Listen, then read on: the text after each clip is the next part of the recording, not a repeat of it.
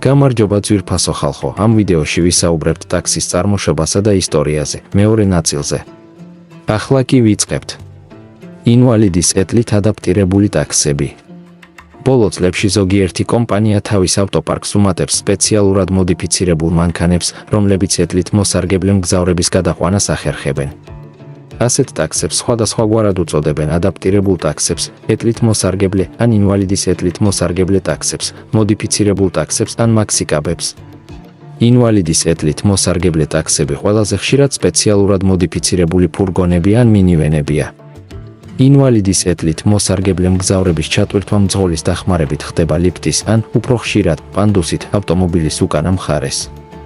თუმცა ამ მახასიათებელმა შეშფოთება გამოიწვია ლიცენზირების ორგანოებში, რომლებიც თვლიან, რომ ეტლით მოსარგებლე მგზავრი ვერ შეძლებს მანქანიდან მარტივად გადმოსვლას უკანა კარის დაზიანების შემთხვევაში.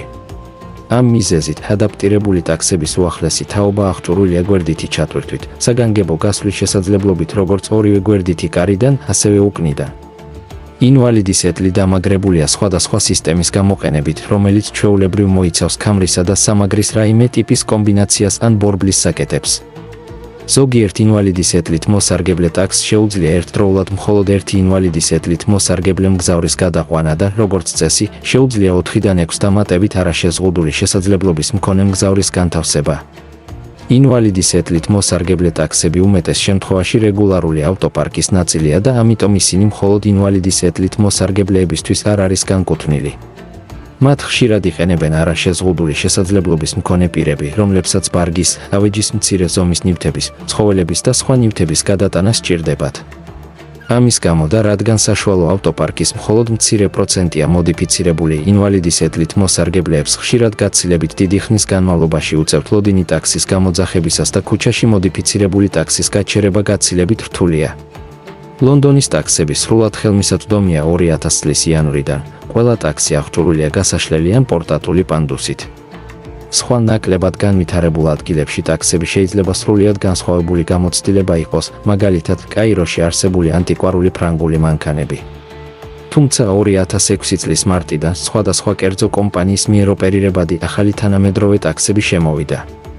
ტაქსები სხვა მხრივაც განსხვავდებიან. ლონდონის შავ ტაქსებს მძღოლის გვერდით დიდი განყოფილება აქვთ ბარგის შესანახად, ხოლო ჩვეულებრივი ტაქსების ბევრი ფლოტი თავის ნომრებს შორის ინვალიდის ეტლით ადაპტირებულ ტაქსებსაც მოიცავს მიუხედავად იმისა, რომ ტაქსები ტრადიციულად სედანები იყო, მინივენები, ჰეჩბექები და ჯიპებიც კი სულ უფრო გავრცელებული ხდება.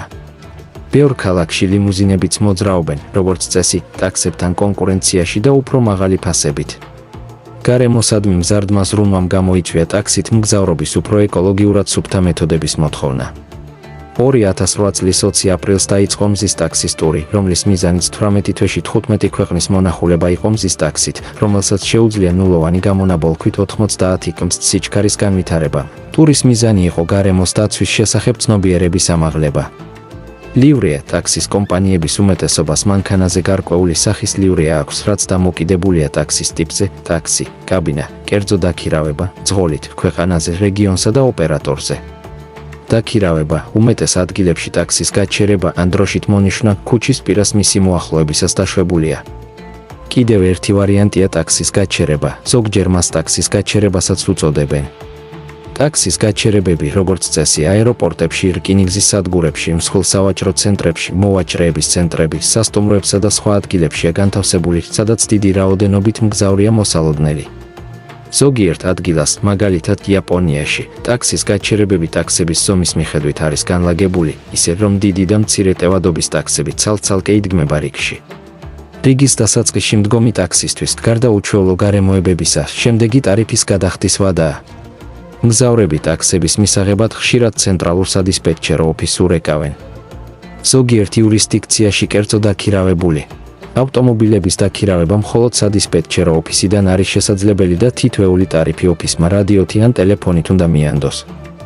ამ ადგილებში ქუჩიდან მგზავრების აყვანამ შეიძლება გამოიწვიოს მძღოლის ტაქსის ლიცენზიის შეჩერება ან გაუქმება, ან თუნდაც სისხლის სამართლებრივი დევნა. სხვა რაიონებში შეიძლება არსებობდეს ორი სისტემის ნაზავი, სადაც მძღოლებს შეუძლიათ უპასუხონ რადიოზარებს და ასევე აიღონ ქუჩის მგზავრობის საფასური. მგზავრებს ასევე შეუძლიათ ტაქსების დაქირავება მობილური აპლიკაციების საშუალებით. მიუხედავად იმისა, რომ ეს პირდაპირ არ არის დაკავშირებული call-ცენტრთან, ტაქსებს მაინც აკონტროლებს დისპეტჩერი ჯებს თვალთვალის საშუალებით. მობილურ აპლიკაციებს ბევრი ტაქსის კომპანია, მათ შორის Get, Easy Taxi და Grab Taxi, სთავაზობს მომხმარებლებს. დისპეტჩერიზაცია. ტაქსის ავტოპარკის საქმიანობას, როგორც წესი, ცენტრალური ოფისი აკონტროლებს და რომელიც ერთი ან მეტი ტაქსის კომპანიისთვის უზრუნველყოფს დისპეტჩერიზაციის, ბუღალტრული აღრიცხვისა და ადამიანური რესურსების მომსახურებას. ტაქსის მფლობელები და მძღოლები, როგორც წესი, დისპეტჩერიზაციის ოფისთან ურთიერთობენ ორმხრივი რადიოს, ტელეფონის ან კომპიუტერული ტერმინალის, მობილური მონაცემთა ტერმინალი მეშვეობით. 1950 წლებში რადიო დისპეტჩერიზაციის ინოვაციამდე ტაქსის მძღოლები დისპეტჩერიზაციის ოფისთან დასაკავშირებლად იყენებდნენ ზარების აპარატს, ტაქსის გაჩერებაზე განთავსებულ სპეციალურ ტელეფონს. როდესაც მომხმარებელი ტაქსის გამოძახებას ცდილობს, მგზავრობა რადიოთი ან კომპიუტერით, ავტომობილში დამონტაჟებული მობილური მონაცემთა ტერმინალის მეშვეობით, ყველაზე შესაფერის ტაქსამდე იგზავნება. ყველაზე შესაფერისი ტაქსი შეიძლება იყოს ან ის, რომელიც ყველაზე ახლოსაა აყვანის მისამართთან, რომელიც დღესდღეობით ხშირად გებს კოორდინატებით განისაზღვრება, ან ის, რომელიც პირველი დაჯავშნა აყვანის მისამართის მიმდებარე ზონაში. ტაქსები ზოგჯერ ტაქსის გაჩერებებიდან იგზავნება. თაბლი 2 ზედ არეკვა ნიშნავს, რომ 2 გაჩერებაზე რიგში მდგომმა პირველმა ტაქსმა უნდა აიყვანოს ვინმე. რადიო დისპეტჩერიზაციის გამოყენებით ოფისებში ტაქსების ადგილმდებარეობა ხშირად კონტროლდება მაგნიტური სამაგრებით დაფაზეთ ლითონის ფურცელზე, რომელზეც ტაქსების ზონების ამოტვიფრული რუკაა. კომპიუტერიზებული დისპეტჩერიზაციის დროს ტაქსების სტატუსის თვალყურის დევნება ხდება კომპიუტერული სისტემის მიერ.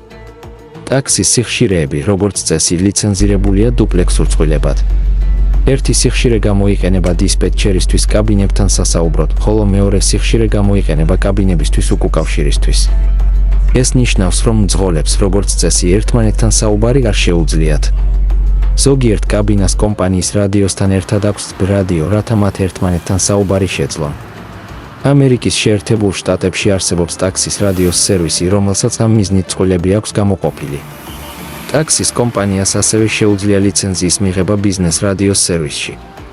UF დიაპაზონის ბიზნეს სიხშირეები ასევე ლიცენზირებულია წყვილებად, რათა განმეორდეს გამეორებლები, თუმცა ტაქსის კომპანიები, როგორც წესი, ამ წყვილს დუპლექსური კომუნიკაციისთვის იყენებენ. ტაქსის დისპეტჩერიზაცია სმარტფონების გაჩენის შედეგად ტელეკომუნიკაციების სექტორთან კავშირში ვითარდება. ზოგიერთ ქვეყანაში, როგორიცაა ავსტრალია, კანადა, გერმანია, დიდი ბრიტანეთი და ამერიკა, ჩნდება სმარტფონის აპლიკაციები, რომლებიც ტაქსის მძღოლებს პირდაპირ აკავშირებს მგზავრებთან ტაქსის სამუშაოების განსათავსებლად, რაც ახალ ბრძოლებს იწყებს ასეთი აპლიკაციების ტაქსის მომხმარებელთა პოტენციურ მასაზე მარკეტინგისთვის. ტაქსის ტარიფებს ადგენენ შტატი და ქალაქი, სადაც მათ მოქმედების ნებართვა აქვთ. ტარიფში შედის ჩამოსვლის საფასური, რომელიც ტაქსში ასვლისთვის გამოითვლება და ქალაქის მიერ დადგენილი კილომეტრზე გავლილი ტარიფი. ტაქსის მრიცხველები საშუალო ტაქსის ტარიფში დროისა და მანძილის აღრიცხვაზე მიუთითებს. მძღოლები და კომპანიები. ამერიკის შეერთებულ შტატებში თხილი ინდუსტრიული ჟარგონია და აღნიშნავს იმ თანხას, რომელიც მძღოლმა წინასწარ უნდა გადაიხადოს ტაქსის გარკვეული პერიოდის განმავლობაში დასაქირავებლად. როგორც კი ეს თანხა ტარიფის სახით შეგროვდება, მძღოლი მოგების მიღებას იწყებს, თხილის მძღოლი ცდილობს საწყისი ღირებულების ანაზღაურებას.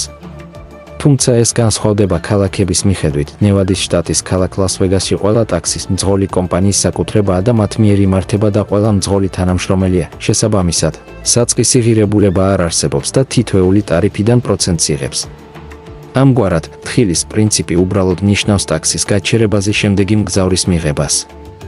გარდა ამისა, ზოგიერთი ტაქსის კომპანია კოოპერატიულად არის საკუთრებაში, მოგება კი დემოკრატიული მმართველობის გზით ნაწილდება. მეორე ნაწილის დასასრული შევხვდებით მესამე ნაწილში. გისურვებთ ბედნიერ სამშობლოში გეცხოვროთ ძვირფასო, ქვეყნისთვის თავდადებულო ხალხო.